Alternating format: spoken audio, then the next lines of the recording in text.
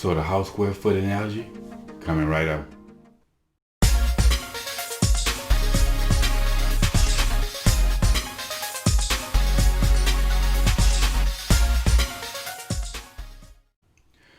What's up, y'all? Welcome back to Common Sense Logic and Reason. And as always, I want to say thank y'all for joining me today. I greatly appreciate it. So I've said numerous times before that I like to use analogies, and the reason why I do use analogies is for the same reason that Jesus spoke in parables, to help people to get an understanding of what you're trying to say when ordinarily they wouldn't. And you give examples. That's what analogies are. They're examples. But anyway, when you know about the left, they love to pick and choose a unit of measurement. They love moving the goalposts whenever it's convenient for them. When whole numbers support their argument, well, they'll go with the whole numbers. And when percentages support their numbers, well, surprise, surprise, they're going to go with the percentages. Now, an example, again, when you're dealing with black folks is, a whole number of examples is they'll talk about when, white folks commit crime. When people talk about the crimes that black commit in America, first thing they'll say is, well, white people commit more crimes. Of course, blacks commit crime at a higher rate. We'll leave that one out. And when it comes down to percentages, when we talk about,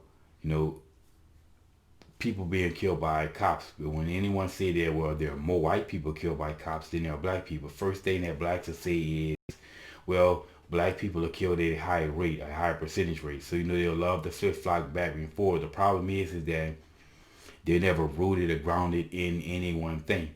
Now, conservatives, on the other hand, we take all the numbers, and that's what you have to do. You have to take all the numbers and then build your viewpoint from there. That way you have all the angles, you have all the information, and that's something that the left doesn't do. Now, the house square foot analogy basically debunks the whole percentage argument.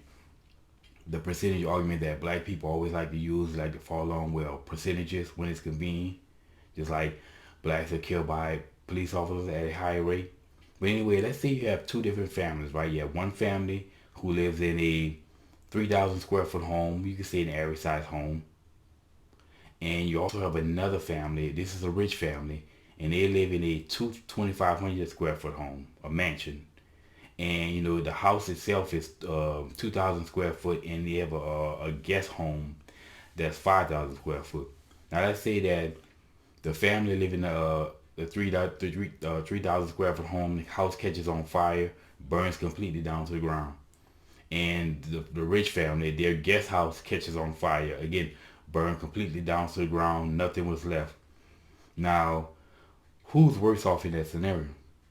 Well, if you go by total square foot loss, well, the rich people are, because they lost 5,000 square foot as opposed to 3,000 square foot. However, if you go by percentages, the family living in a 3,000 square foot home is worse off because they lost 100% of their house, their living home. Whereas the rich people, even though they lost more total square feet, they still have 20,000 square foot to live in their regular house. So the guest house burned down. Now, who's really worse off in this scenario? Well, obviously, is the family that lives in a 3,000 square foot home, because they lost 100% of what they own. They have no roof over their head. Okay? Sure, they didn't lose as much square foot as the rich family, but the rich family still have somewhere to lay their head. They still have 20,000 square foot to live in while the guest house is being burned down, and I guess they get it rebuilt since they have the money to do so. So, again, this is why it's so important to take all the numbers to get all the viewpoint, so that the leftists cannot flip-flop and play frog on you, because they love to jump around like that. And this is just what the left does. And the reason why they do this is because they can't rely on the stats. They have to pick and choose, give you viewpoint angles to try to prove their point, because very rarely do stats prove their argument.